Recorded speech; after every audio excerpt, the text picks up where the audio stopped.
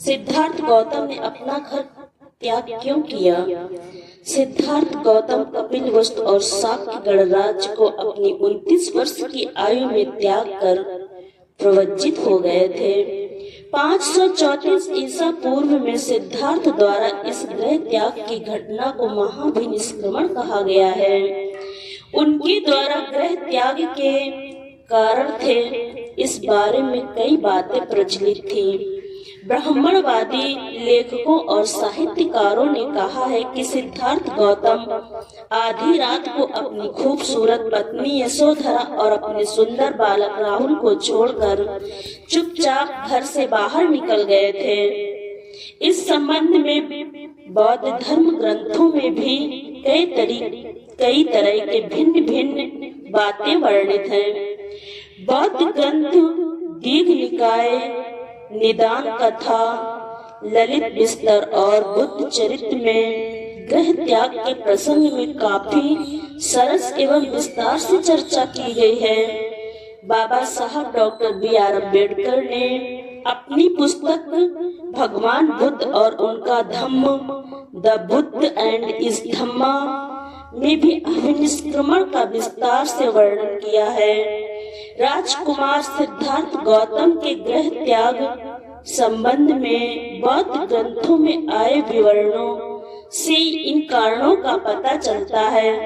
सिद्धार्थ ने अपने महल के उद्यान और खेतों की ओर जाने के समय बारी बारी से बूढ़े व्यक्ति, रोगग्रस्त व्यक्ति और सौ यात्रा में मृत व्यक्ति को देखा तो उनके मन में अपने गृहस्थ जीवन एवं मानव जीवन में आने वाले दुखों के प्रति घोर निराशा एवं उपेक्षा की भावना पैदा हो गई।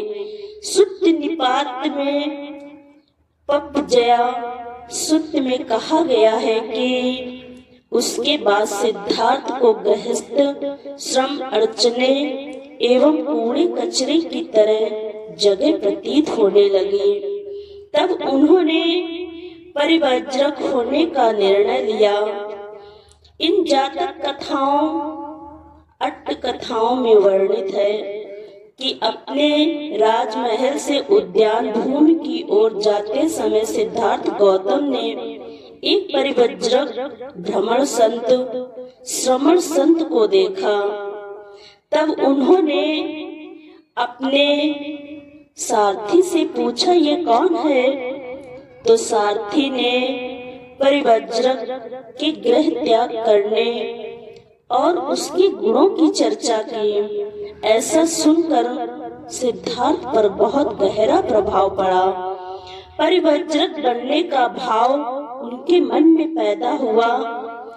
जातक अट्ट कथा में ऐसा विवरण है और सिद्धार्थ गौतम के सगे संबंधियों अर्थात शाक्यों और कोलियों में रोहिणी नदी के जल बंटवारे को लेकर एक दूसरे से लड़ने तथा युद्ध के लिए शस्त्र धारण किए जाने एवं खून खराबे होने की संभावना से भी वे चिंतित एवं भयभीत हुए। इस कारण से शाक्य संघ की बैठक में कोलियों के विरुद्ध युद्ध के निर्णय के खिलाफ में खड़े हो गए और अंततः उन्हें राज्य छोड़ने का निर्णय लेना पड़ा। अपने इस ग्रह त्याग से गंभीरता से विचार करते हुए बाबा साहब ने सिद्धार्थ गौतम के घर छोड़ने पर कहा कि परंपरागत उत्तर सिद्धार्थ गौतम ने प्रवज्ञा इसलिए ग्रहण की थी क्योंकि उन्होंने एक वृद्ध पुरुष, एक रोगी व्यक्ति और एक मुर्दे की लाश को देखा था।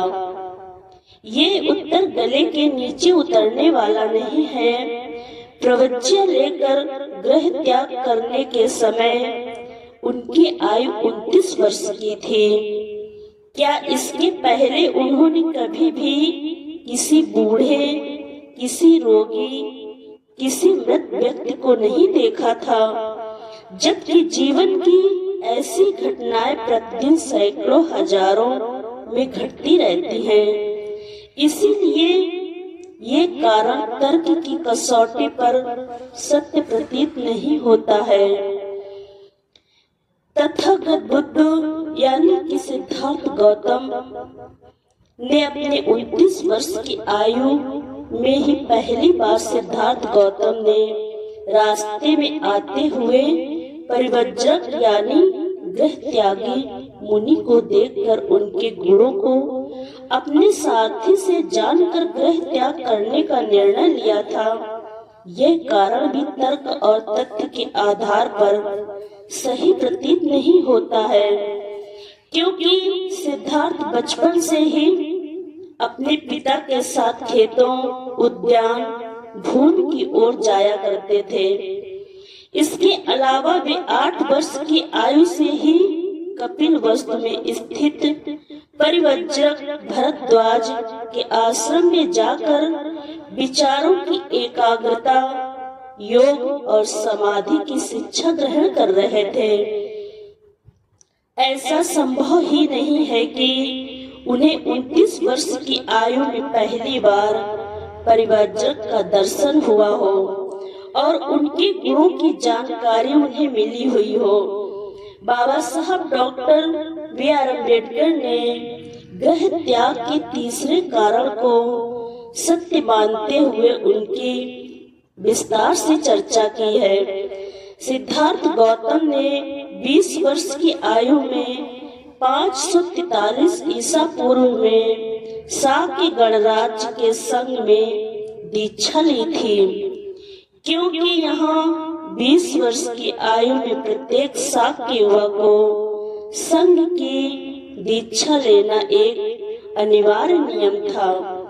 8वें साल तक उन्होंने एक ईमानदार और वफादार सदस्य के रूप में संघ की बैठकों और कार्यवाहियों में हिस्सा लिया, किंतु सदस्यता के 8वें वर्ष में शाक्य और पड़ोसी कोलीय गणराज्य के बीच विवाद खड़ा हो गया। रोहिणी नदी दोनों राज्यों के बीच विभाजक रेखा थी। दोनों ही राज्य उसके पानी से अपने अपने खेतों की सिंचाई किया करते थे। हर साल फसलों के समय में जल के बंटवारे और उपयोग को लेकर दोनों के बीच विवाद, झगड़े और लड़ाइयां हो जाती थी। 534 ईस्वी पूर्व में भी दोनों राज्यों के नौकरों के बीच मारपीट हो गई। दोनों पक्षों के लोगों को चोटें लगी। इस पर शाक्यों को गहरा आक्रोश हुआ और वे युद्ध करने के लिए तैयार हो गए। गणराज्य के संघ की बैठक बुलाई गई, जिसमें सेनापति कोलियों के युद्ध करने का प्रस्ताव रखते हुए सदस्यों से समर्थन करने की मांग की। संघ के सभी सदस्य चुपचाप बैठे रहे, किंतु सिद्धार्थ गौतम ने अपनी असहमत जताते हुए कहा कि मैं इस प्रस्ताव का विरोध करता हूँ। युद्ध से कभी किसी समस्या का समाधान नहीं होता। युद्ध छेड़ देने से हमारे लक्ष्य की पूर्ति नहीं होगी। इससे एक दूसरे युद्ध का बीजारोपण हो जाएगा। जो किसी की हत्या करता है उसे कोई दूसरी हत्या करने वाला मिल जाता है। जो किसी को जीत लेता है उसे कोई दूसरा जीतने वाला मिल जाता है। जो किसी को लूटता है उसे कोई दूसरा लुटेरा लूट लेता है। सिद्धार्थ ने युद्ध को टालने और समस्याओं के समाधान के लिए अपना एक प्रस्ताव दिया कि दोनों पक्षों से दो पंच चुने जाए और वे चारों पंच मिलकर 5वें पंच का चुनाव कर ले। तब वे झगड़े के निपटारे के लिए जो भी सुझाव देंगे दोनों राज्य उसे मान लेंगे। किंतु संघ के बहुसंख्यक सदस्यों ने इस प्रस्ताव को नामंजूर कर दिया और युद्ध करने के सेनापति के प्रस्ताव को मंजूरी दे दी। दूसरे दिन सेनापति ने फिर से संघ की बैठक बुलाई, जिसमें उसने अनिवार्य सैनिक भर्ती का प्रस्ताव रखा। उसने प्रस्ताव दिया कि 20 वर्ष से 25 वर्ष की आयु के सभी शाक्य कोलियों के विरुद्ध युद्ध में शामिल होने के लिए सेना में अनिवार्य रूप से भर्ती हो। अब युद्ध का विरोध करने वाले सिद्धार्थ सहित सभी अल्पसंख्यक शाक्यों सदस्यों के सामने मुश्किलें खड़ी हो गईं। जब सिद्धार्थ ने देखा कि उसके समर्थक बहुमत के सामने मौन हैं, तो उन्होंने खड़े होकर कहा कि मित्रों, आप जो चाहे कर सकते हैं, क्योंकि आपके साथ बहुमत है। मुझे खेद के साथ कहना पड़ता है कि मैं सेना में भर्ती नहीं होऊंगा और ना युद्ध में भाग लूंगा। सेनापति ने उन्हें दीक्षा के समय लिए गए शपथ की याद दिलाई, किंतु सिद्धार्थ पर कोई प्रभाव नहीं पड़ा। सेनापति ने कहा कि संघ के फैसले का विरोध करने के कारण कौशल के राजा की अनुमति के बिना तुम्हें फांसी या देश से निष्कासन की सजा तो हम नहीं दे सकते, किंतु संघ तुम्हारे परिवार का सामाजिक बहिष्कार करने एवं परिवार के खेतों को जब्त कर लेने की सजा दे सकता है। इसके लिए हमें कौशल के राजा की अनुमति लेने की आवश्यकता नहीं है। ऐसी विषम परिस्थिति में सिद्धार्थ गौतम ने एक दृढ़ संकल्प लिया कि वे युद्ध में भाग नहीं लेंगे और न ही परिवार का बहिष्कार होने देंगे तथा उनके खेतों को जब्त कर लेने की सजा न देने देंगे। उन्होंने संघ से कहा कि संघ की नजर में वे स्वयं दोषी हैं, इसलिए उन्हें ही या तो फांसी की सजा दी जाए या देश से निष्कासित कर दिया जाए। वे या उनके परिवार के लोग कौशल नरेश से इस संबंध में कोई शिकायत नहीं करेंगे। इस पर सेनापति ने कहा कि चाहे तुम या तुम्हारे परिवार के सदस्य कौशल नरेश से कोई शिकायत ना भी करें, तब भी फांसी या देश से निकल जाने की सूचना उन्हें मिल ही जाएगी और तब कौशल के राजा शाक्य गणराज्य के विरुद्ध दंडात्मक कार्यवाही अवश्य करेंगे। उसके बाद सिद्धार्थ गौतम ने परिव्राजक बनकर देश से बाहर चले जाने की बातें संघ के सामने रखी और कहा कि इसके लिए वे अपने माता पिता और पत्नी की अनुमति प्राप्त करने की कोशिश करेंगे। उन्होंने संघ को यह भी विश्वास दिलाया कि चाहे परिवार के लोगों की अनुमति उन्हें मिले या ना मिले, फिर भी वे परिव्राजक बनकर शाक्य गणराज्य से बाहर चले जाएंगे। संघ ने उनकी बातों को स्वीकार कर लिया। जब सिद्धार्थ महल में गए तो माता पिता पत्नी सहित सभी काफी दुखी थे, किंतु अनेक वाद विवाद के बाद सभी अंततः राजी ही हो गए। सिद्धार्थ प्रवज्ञा ग्रहण करेंगे। पत्नी यशोधरा ने सिद्धार्थ से कहा कि हमें वीरता पूर्वक इस परिस्थिति का मुकाबला करना चाहिए और वह केवल इतना चाहती थी कि आप किसी ऐसे नए मार्ग का आविष्कार करें जो शांति और मानवता के लिए कल्याणकारी हो।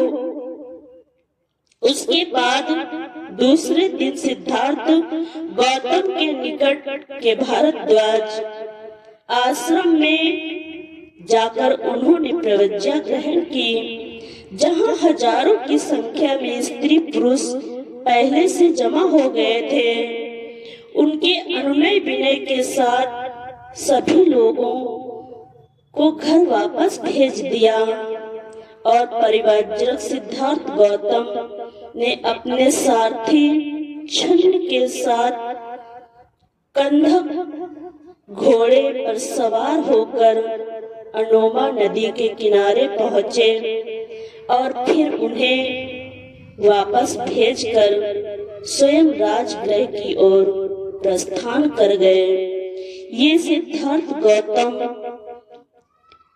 के यहाँ तक की ये कहानी। इसके बाद सिद्धार्थ गौतम बुद्ध बने। इसका वर्णन आगे मिलेगा। नमो बुद्धाय।